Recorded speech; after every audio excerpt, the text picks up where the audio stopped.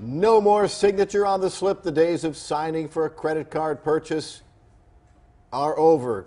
Sort of. I signed yesterday. Yeah. Well, okay, so what is this going to mean for your wallet and also for your security as well? Because some of us are worried about that. Consumer reporter Steve Noviello is here to explain. Good morning. Good morning to you guys. You know, we'll get to why you may still be asked to sign in just a minute. And you may have noticed actually for a long time that credit card issuers like Visa and MasterCard haven't required a signature for purchases less than $50 in quite some time. And let's be honest, this is an antiquated way of checking security, right? I mean, when is the last time somebody actually held up the signature panel on your card and compared it to the digital signature you leave or to the signature that you actually leave on the slip? Especially in the days of card chips and chip readers, there are already built-in layers of security that are so much better and so much more effective that, yes, sadly, it is time to say goodbye to the signature.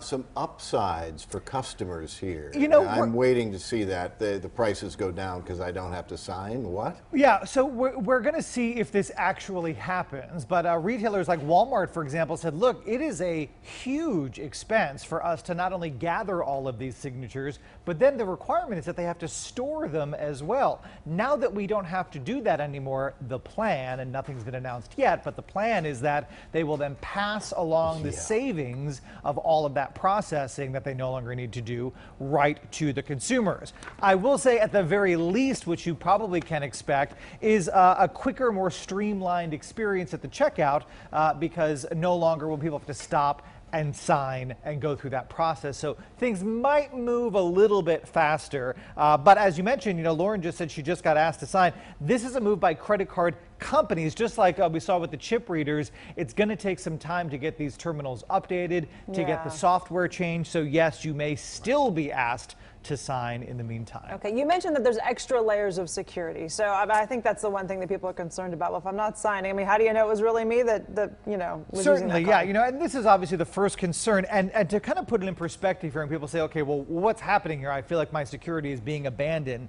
Remember, credit card fraud not only costs you money, but it costs credit card store merchants and credit card companies a huge amount of money. So trust me, security is job number one. We talked about things like chip card transactions.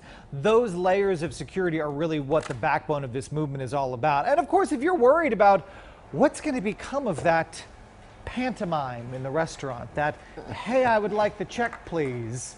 Here's the deal, especially in restaurants that don't have portable chip readers, you will still, yes, be asked to sign a piece of paper, particularly when you are leaving a tip with your bill as well. Right, because the fear is that if you don't sign, you'll forget to leave a tip, and nobody in the restaurant business wants that to happen, right? Definitely not. Yeah, so this is not going anywhere anytime soon. Okay, very interesting. Thank you, Steve. Good to see you.